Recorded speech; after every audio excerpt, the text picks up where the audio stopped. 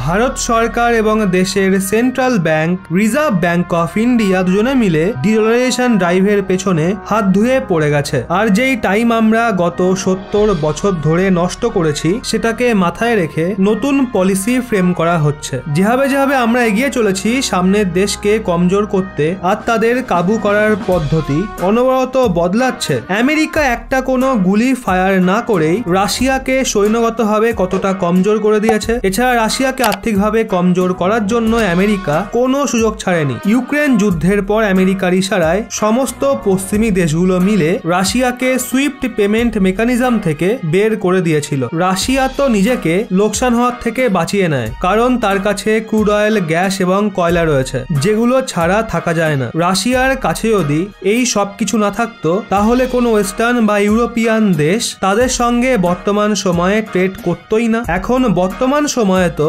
আমাদের আমেরিকার সঙ্গে সম্পর্ক খুবই ভালো, কিন্তু আগামী 10, 20 বা 30 বছর পর ভারতের জিও পলিটিক্যাল সিচুয়েশন কেমন হবে কি জানি। আমরা চীনের সঙ্গে আমাদের সমস্যাগুলো সলভ করে অ্যালায়েন্স তৈরি করে ফেলি কিনা, বা আমাদের আমেরিকার বিরুদ্ধে গিয়ে কোনো সিদ্ধান্ত নিতে হয় কিনা। ইন্টারন্যাশনাল জিও পলিটিক্যাল ল্যান্ডস্কেপে সমস্ত কিছু সম্ভাবনা সব সময় থাকে। এর জন্য ভারতের ক্ষেত্রে এটা ইম্পর্টেন্ট হয়ে দাঁড়িয়েছিল আমরা আমেরিকা এবং ওয়েস্টার্ন দেশগুলোর ওপর ডিপেন্ডেন্ট যেন না থাকি। ভারত সরকারের এই ভয়টা নেই। যদি আমরা এই স্ট্যান্ড নিই তাহলে আমেরিকা আমাদের সুইফট পেমেন্ট মেকানিজম থেকে বের করে দেবে। আমাদের পলিসি এইভাবে ফ্রেম করতে হবে, যদি আমেরিকা ভারতের ব্যাংকগুলোকে সুইফট পেমেন্ট মেকানিজম থেকে বেরো করে দেয়, আমাদের আমেরিকান ডলার বা ইউরো ব্যবহার করা থেকে ব্যানও করে দেয়, তাও ভারতের যেন কোনো যায় না আসে। আর যদি যায় আসেও তাহলে সেটা যেন বেশি না হয়। এর জন্য আমাদের চেষ্টা করতে হবে ইন্ডিয়ান রুপিজের গ্লোবাল ডমিনেন্স যেন অনবরত বাড়ে।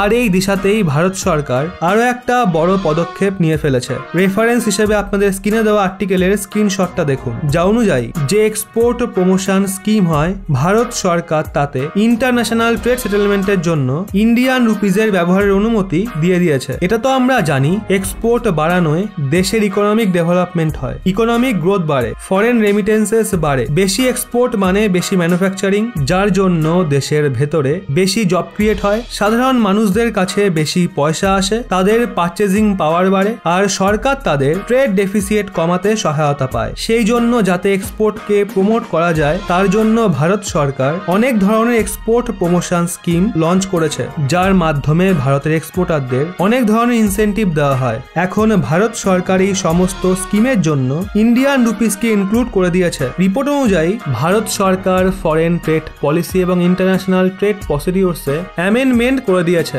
যার পর এখন এই সমস্ত স্কিমের আওতায় যাই এক্সপোর্ট হয় তাতে যদি ইন্ডিয়ান রুপিজে ট্রেড সেটেলমেন্ট হয় তাহলে এক্সপোর্টাররা ইনসেন্টিভও পাবে। ভারত সরকার এটাকে ডিডলারাইজেশন বলছে না, এই টার্ম মিডিয়া দ্বারা দেওয়া হয়েছে। ভারত সরকার এটাকে ইন্টারন্যাশনালাইজেশন অফ ইন্ডিয়ান রুপিজ বলেছে। মিনিস্ট্রি অফ কমার্সের মতে ইন্ডিয়ান রুপিজের ইন্টারন্যাশনালাইজেশনের জন্য অনেকগুলো পলিসিতে লাগাতার অ্যামেন্ডমেন্ট করা হচ্ছে, যাতে ইন্ডিয়ান রুপিজে ট্রেড সেটেলমেন্ট করায় কোনো সমস্যার সম্মুখীন যেন হতে না হয়, আর এটা আমাদের এক্সপোর্টারদের জন্য আরো সহজ প্রসেস হয়ে যায়। দেখা হলে এই পরিবর্তন অনেক আগেই হয়ে যাওয়া উচিত ছিল, যাতে যেই গতিতে আমাদের জিডিপির গ্রোথ হচ্ছে সেই স্পিডে ইন্ডিয়ান রুপিজের গ্লোবাল ডমিনেন্স এবং অ্যাকসেপ্টেন্স দুটোই বাড়ে। আমরা পঞ্চম বৃহত্তম অর্থ ব্যবস্থা তো অবশ্যই, কিন্তু মোস্ট ট্রেডেড কারেন্সির লিস্টে ইন্ডিয়ান রুপিজ গোটা দুনিয়ার কারেন্সিতে 15 নম্বর পজিশনে রয়েছে। এটা তো ইউক্রেন যুদ্ধের কারণে আমাদের সরকারের চোখ খুলেছে, আর তখন গিয়ে বিশ্বাস হয়েছে ইন্ডিয়ান রুপিসকে স্ট্রং বানানোয় কতটা ফায়দা রয়েছে,